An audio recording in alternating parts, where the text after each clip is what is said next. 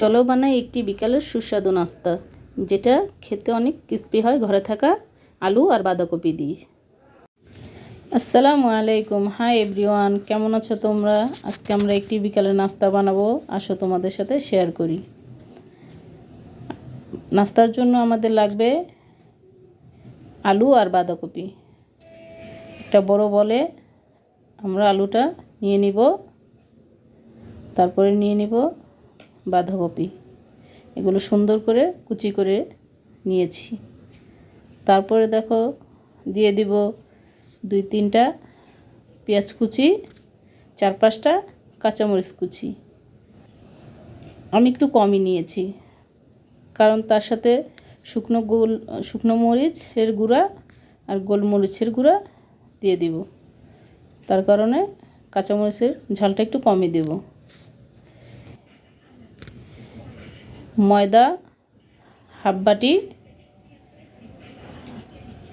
তারপরে দিয়ে দিব বেসন হাফ বাটি। এখানে তোমরা চালের গুঁড়ো দিতে পারো, চালের গুঁড়োটা আমার কাছে ছিল না, তাই বেসন আর ময়দা দিয়ে পাকোড়াটা বানাবো।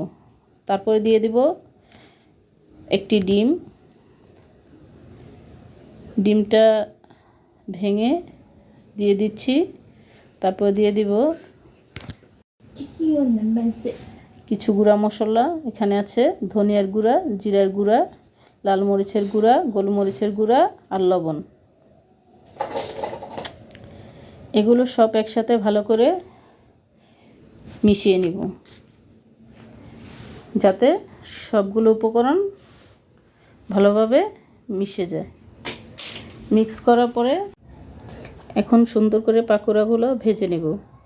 তার জন্য চলে যাব ফ্রাই প্যানে পর্যাপ্ত পরিমাণে তেল গরম করে নেব, আর জালটা থাকবে মিডিয়ামে।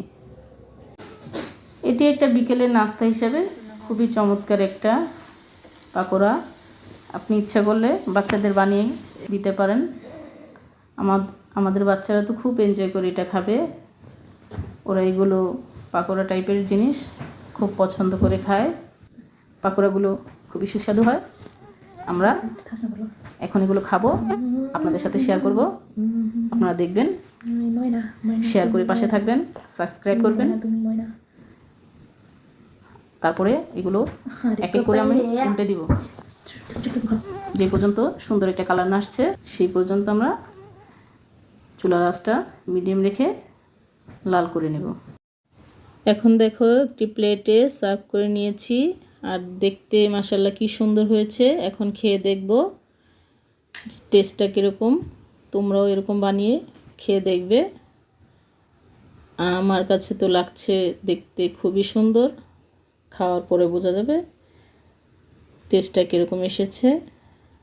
সস দিয়ে টেস্ট করে দেখি। দারুণ মজা। এভাবে বিকেলের নাস্তা হিসেবে পাকোড়াটা খুবই দারুণ ও সুস্বাদু হয়েছে।